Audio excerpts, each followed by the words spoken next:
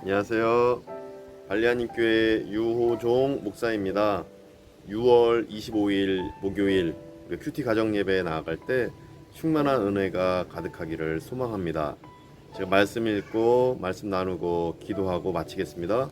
말씀은 사무엘상 14장 36절에서 52절까지입니다. 사무엘상 14장 36절에서 52절까지 말씀, 그런데 제가 오늘은 36절에서 45절까지만 읽겠습니다. 사울이 이르되 우리가 밤에 블레셋 사람들을 추격하여 동틀 때까지 그들 중에서 탈취하고 한 사람도 남기지 말자. 우리가 이르되 왕의 생각에 좋은 대로 하소서 할 때에 제사장이 이르되 이리로 와서 하나님께로 나아가사이다 하매 사울이 하나님께 묻자오되 내가 블레셋 사람들을 추격하리이까 주께서 그들을 이스라엘의 손에 넘기시겠나이까 하되 그날에 대답하지 아니하시는지라. 사울이 이르되 너희 군대의 지휘관들아 다 이리로 오라. 오늘 이 죄가 누구에게 있나 알아보자. 이스라엘을 구원하신 여호와께서 살아계심을 두고 맹세하노니 내 아들 요나단에게 있다 할지라도 반드시 죽으리라 하되 모든 백성 중 한 사람도 대답하지 아니하매 이에 그가 온 이스라엘에게 이르되 너희는 저쪽에 있으라. 나와 내 아들 요나단은 이쪽에 있으리라. 백성이 사울에게 말하되 왕의 생각에 좋은 대로 하소서 하니라. 이에 사울이 이스라엘 하나님 여호와께 아뢰되 원하건대 실상을 보이소서 하였더니 요나단과 사울이 뽑히고 백성은 면한지라. 사울이 이르되 나와 내 아들 요나단 사이에 뽑으라 하였더니 요나단이 뽑힌지라. 사울이 요나단에게 이르되 네가 행한 것을 내게 말하라. 요나단이 말하여 이르되 내가 다만 내 손에 가진 지팡이 끝으로 꿀을 조금 맛보았을 뿐이오나 내가 죽을 수밖에 없나이다. 사울이 이르되 요나단아 네가 반드시 죽으리라. 그렇지 않으면 하나님이 내게 벌을 내리시고 또 내리시기를 원하노라 하니 백성이 사울에게 말하되 이스라엘의 이 큰 구원을 이룬 요나단이 죽겠나이까. 결단코 그렇지 아니하니이다. 여호와의 살아계심을 두고 맹세하옵나니 그의 머리털 하나도 땅에 떨어지지 아니할 것은 그가 오늘 하나님과 동역하였음이니이다 하여 백성이 요나단을 구원하여 죽지 않게 하니라. 아멘. 오늘 본문 스크립처 저는 이렇게 요약을 해보았습니다. 본문은 사울의 부족함이 기록되어 있는 내용입니다. 사울의 부족함이 기록되어 있습니다. 어떤 부족함이냐면 자신이 그 과시욕 때문에 금식을 명령하고 전쟁을 계속해서 이끌었던 그 부족함이 어제 말씀에 나와 있었습니다. 그 결과로 말미암아 결국 자신의 아들을 죽이는 그 순간까지 가게 되는 부족함이 오늘 36절부터 45절까지에 기록되어져 있습니다. 뿐만 아니라 46절부터 52절까지에는 사울의 그 가족 관계가 기록되어져 있고 사울이 왕으로 있으면서 전쟁을 벌였던, 그러면서 군사들을 모집했던 그 내용이 이제 52절까지 말씀에 기록되어져 있습니다. 백성들을 평화롭게 평화를 선사한 것이 아니라 계속해서 전쟁을 일삼았던 그 내용이 이제 기록되어져 있는 것입니다. 이러한 요약을 바탕으로 묵상 메디테이션, 하나님은 어떤 분이십니까? 저는 이렇게 묵상해 보았습니다. 하나님은 열매를 중요시 여기시는 분이십니다. 그 열매는 하나님과 동행할 때 얻어지는 그 열매를 매우 중요하게 여기시는 분이시다라는 것입니다.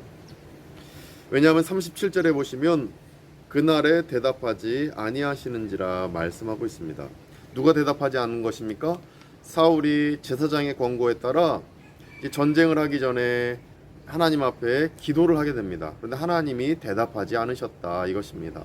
그런데 그 대답하지 않은 이유를 사울은 38절에 보시면 오늘 이 죄가 누구에게 있나 알아보자 이러면서 그 죄가 다른 사람에게 있기 때문에 자신에게 대답하지 않는다라고 여겼던 것입니다. 자신의 잘못, 자신의 부족함을 탓해야 되는데 다른 사람에게 책임 전가하며 어떤 사람이 잘못했기 때문에 나에게 하나님이 말씀하시지 않는다 여겼던 것입니다. 아무튼 그 자신의 반성하지 않는 그것 때문에 결국 다른 사람에게 죄가 있는가 한번 알아보자 하면서 제비 뽑기를 하게 됩니다. 42절에 보시면 결국 제비 뽑았는데 자신의 아들 요나단이 뽑힙니다. 요나단에게 묻습니다. 너 어떤 죄가 있길래 너가 제비 뽑기에서 뽑혔느냐 물어보니까 요나단이 43절에서 얘기합니다. 아버지께서 명령하신 그 금식 명령을 이행치 않고, 어제 말씀이었죠? 꿀을 찍어 먹었더니 눈이 밝아졌고 내가 그런 아버지의 명령을 어기는 잘못을 행했습니다 라고 고백하게 됩니다. 그러자 44절에서 사울이 얘기합니다. 너는 죽어 마땅하다. 너는 나의 명령을 어겼으니 죽어야 된다 라고 얘기합니다.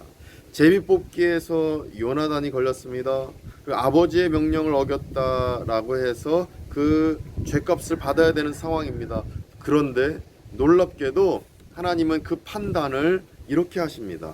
45절에 보시면 백성이 사울에게 말하되 이스라엘의 이 큰 구원을 이룬 요나단이 죽겠나이까? 결코 죽지 않을 것입니다 라고 얘기합니다. 결국 요나단은 큰 구원을 이루었습니다. 어떤 구원입니까? 이스라엘 백성들을 블레셋으로부터 건져내었습니다. 그리고 승리를 얻게 했습니다. 요나단이 자기 부하 장수와 함께 들어가서 블레셋을 쫓아냈습니다. 하나님께 기도하며 다니던, 하나님과 동행하는 가운데 적군을 다 무찔렀던 요나단이었습니다. 이 큰 구원을 이룬 자가 요나단이었습니다. 제비 뽑아서 요나단이 나왔고, 또 아버지의 명령을 어겼던 죄가 있고, 물론 그것이 과시욕 때문에 만들어진 그 명령이었지만 아무튼 왕의 명령이니 그 국가적인 법에 따르면 결국 죽음을 맞이할 수밖에 없지만, 그러나 하나님의 최종 선택은 무엇이냐면 하나님과 동행하는 가운데 큰 구원을 이룬 자는 용서를 받는다라는 것이 하나님의 결론이었던 것입니다. 45절에 보시면 그러면서 백성들이 이렇게 이어서 얘기합니다. 45절에 여호와의 살아계심을 두고 맹세하옵나니 그의 머리털 하나도 땅에 떨어지지 아니할 것은 그가 오늘 하나님과 동역하였음이니이다 라는 고백입니다. 결국 큰 구원을 이뤘는데 그 큰 구원은 하나님과 동행하면서, 하나님과 동역하면서 이룬 구원이었다라는 것입니다. 여기서 깨닫게 되는 것은 이것입니다. 하나님은 열매를 통해, 하나님과 동행하며 만들어진 그 열매를 통해 우리를 판단하시는 분이시다라는 것입니다. 이 말씀이 우리에게 힘이 되고 위로가 되길 원합니다. 결국 세상 법도 있고 또 여러 가지 제비뽑기에서 나오는 그 우연히 겹쳐서 만들어진 그 상황도 있을 것인데, 그러나 하나님은 결국 우리를 바라보시는 것이 하나님과 동행하는 가운데 이루어지는 성령의 열매, 하나님과 동행하면서 이루어지는 구원의 열매, 이것을 통해 우리를 판단하시고 우리를 칭찬하시고 인정해 주신다라는 것입니다. 이 말씀이 우리에게 힘이 되어서 세상은 우리를 죄인으로 볼지 몰라도, 또 내가 보기에 내가 죄인처럼 보일지 몰라도, 내가 부족해 보일지 몰라도 하나님의 판단 근거는 하나님과 동행하면서 이루어지는 큰 구원, 한 영혼을 구원하는 그 역사, 또 성령의 9가지 열매, 온유한 마음으로 또 충성된 마음으로 사랑을 베풀며 섬기며 살아가는 그 열매들을 하나님은 결국 인정하신다라는 것입니다. 이 말씀대로 나는 어떤 선한 열매를 맺고 있습니까? 나는 하나님과 동행하며 어떤 열매를 맺고 있는지가 중요한 것입니다. 이 질문을 우리에게 해보시기 원합니다. 나는 하나님과 동행하며 어떤 열매를 맺고 있는가? 이 질문이 우리 안에 감동으로 다가오고, 이 질문대로 우리가 온전히 선한 열매, 하나님께 인정받는 그 열매를 맺어나가시기를 간절히 축원드립니다. 거룩하신 하나님 감사합니다. 요나단이 결국에는 제비뽑기와 그 명령 어겼음에도 불구하고, 그러나 하나님의 판단 근거이신 하나님과 동행하며 맺어지는 성령의 열매, 선한 열매가 결국 요나단에게 칭찬의 근거였고, 요나단의 목숨을 부지하며 살아갈 수 있는 그 은혜였음을 보게 됩니다. 우리 안에 질문을 던져보게 됩니다. 나는 어떤 선한 열매를 맺고 있는가? 하나님과 동행하면서 어떤 열매를 맺고 있는가를 돌이켜보면서 매일매일 구원의 열매, 선한 열매, 하나님과 동행하며 맺어가는 우리가 될 수 있도록 축복하여 주시옵소서. 이제는 우리 구주 예수 그리스도의 은혜와 하나님의 크신 사랑하심과 성령님의 감화감동 교통케 하심이 오직 하나님의 뜻 안에서 하나님과 동행하며 선한 열매를 맺기로 다짐하는 발리안교회 교우들과 권속들 가운데, 또 함께 예배드리는 모든 성도님들 가운데 이제부터 영원까지 함께 하시기를 간절히 축원하옵나이다. 아멘. 예배를 마쳤습니다. 제 뒤에 하늘에 보시면 무슨 점 같은 것이 조그맣게 날아다닐 것입니다. 보이는 분 계시고 안 보이는 분 계실지 모르는데 그 점같이 날아다니는 게 팔이 아니고 모기도 아니고 이 발리에 있는 그 연입니다. 연. 큰 연을 여기는 바람이 많이 부는 6월부터 9월 사이에 날립니다. 연 날리기에서 하늘에 연이 많이 떠 있는 것을 보게 되는데 지금 연 날리고 있는 것입니다.